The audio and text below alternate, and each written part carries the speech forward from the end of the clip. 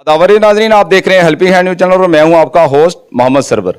आज हम shining star classes coaching centre में पहुंचे हुए हैं बड़ोड़ी गांव में, क्योंकि जहां पर 10th के बच्चे काफ़ी कोचिंग सेंटर में थे।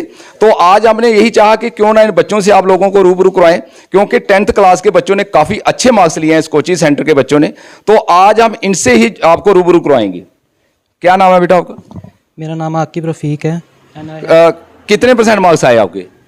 I had scored 462 out of 500 which is around 92%। तो कितनी खुशी हुई जब आपका रिजल्ट जैसे आता है, तो कितनी खुशी हुई थी आपको? खुशी तो बहुत थी, लेकिन कहीं ना कहीं एक दुख था कि सर की जितनी मेहनत हुई उसके हिसाब से ये मार्क्स बहुत कम थे। अच्छा, मतलब जितने मार्क्स आए हैं उससे कुछ कम लग रहे हैं आपको, मेहनत ज़्यादा थी इससे? सर की इसमें बहुत ज़्यादा मेहनत थी, जिसके हिसाब से ये नंबर बहुत कम है। तो कौन से सब्जेक्ट में जो ज़्यादा मेहनत की थी आप लोगों ने, तो उसमें कम मार्क्स आए हैं, जो जिसमें आपको कोई थोड़ा सा डाउट है?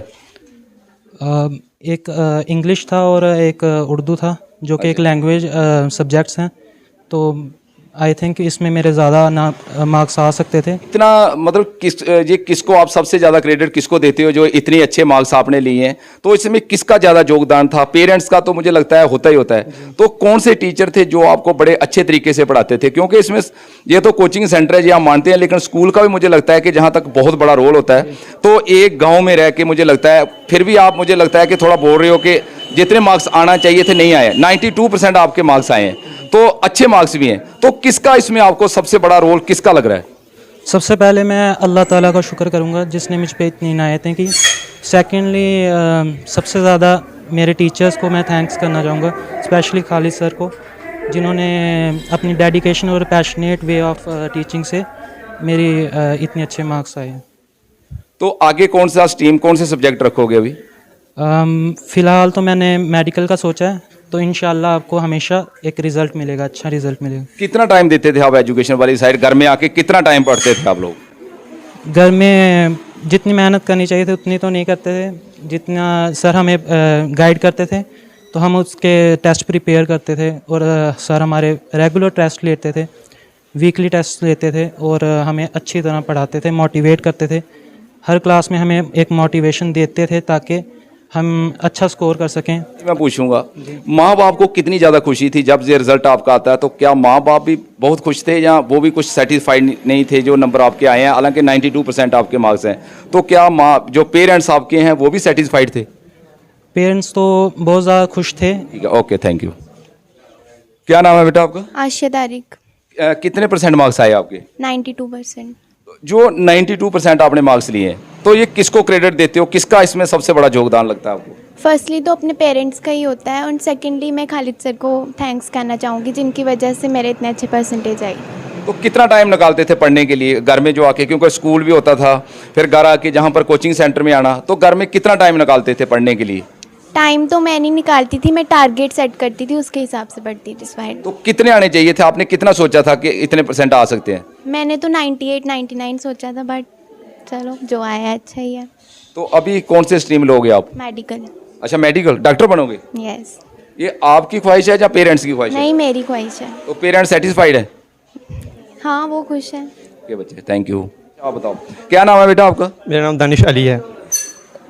क्या कहोगे, जो रिजल्ट अभी जो आया है तो काफ़ी खुशी की लहर है सभी बच्चों में, तो क्या आप भी सेटिस्फाइड हो जो रिजल्ट आपके लिए आया है? नहीं, मैं नहीं हूँ, क्योंकि मेरे बहुत कम मार्क्स आए हैं। अच्छा, कम आए हैं? जितने आने चाहिए थे उससे कम है? यस। क्यों, क्या पेपरों में कोई कमी रह गई थी या कोई, किसके ऊपर दोष देते हो जो % कम आई है आपकी? मैंने तो पेपर पूरा करके आया था, पर वहाँ पे होगी। अच्छा, कम आए मार्क्स हैं? तो क्या कहोगे अभी, क्या कहना चाहते हो? ये जो मार्क्स आए हैं जितने भी, चलो ठीक है, अभी सेटिस्फाइड होना चाहिए, मुझे लगता है आगे मेहनत करने की काफ़ी ज़रूरत है।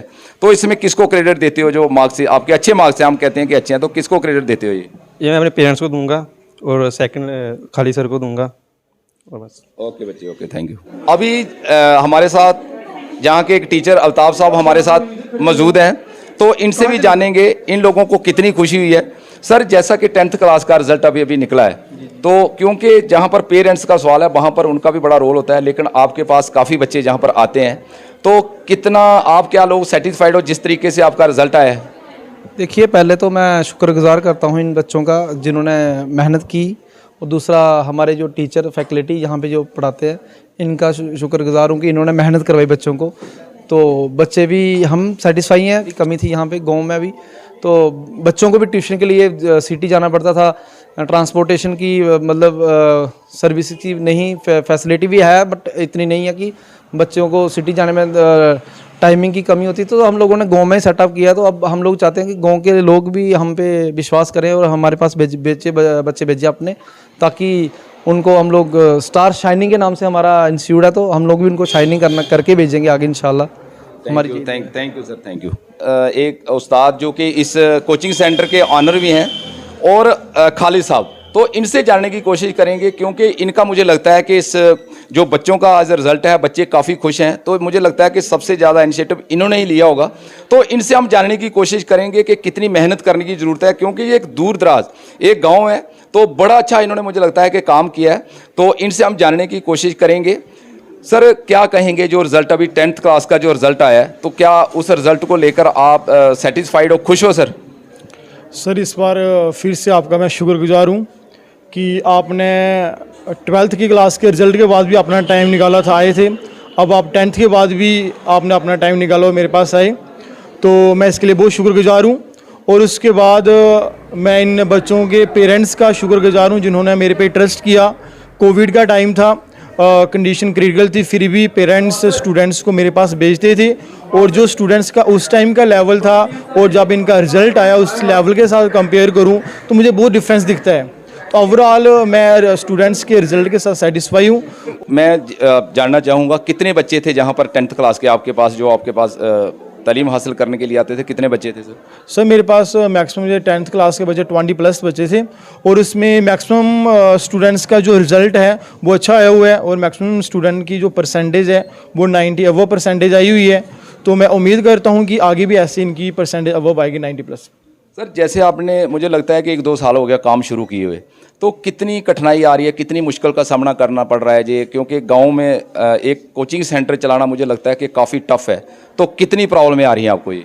देखो जी, सबसे पहले कि मेरी लाइफ का एक एम भी ये था कि एक मैं इंस्टीट्यूट चलाऊँ, एक मैं ट्यूशन सेंटर चलाऊँ, तो उसी एम को लेके मैं काम कर रहा हूँ। तो जब इंसान का किसी लाइफ में किस चीज़ का टारगेट हो, तो जब वो उस टारगेट को अचीव करता है तो उसके लिए हर मुश्किल आसान लगती है उसको। ऐसे मेरे को अभी तक तो ऐसी कोई परेशानी नहीं महसूस हो रही, अभी तक हर चीज़ मेरे को आसान ढंग से लग रही है और उसको मैं ईजी वे से ले रहा हूँ। एक चीज़ मैं बोलूँगा सर, बहुत आपको मैं मुबारकबाद देना चाहता हूँ, जो आपका रिज़ल्ट आया है काफ़ी खुश हैं, जो इर्द गिर्द के लोग हैं वो भी खुश हैं।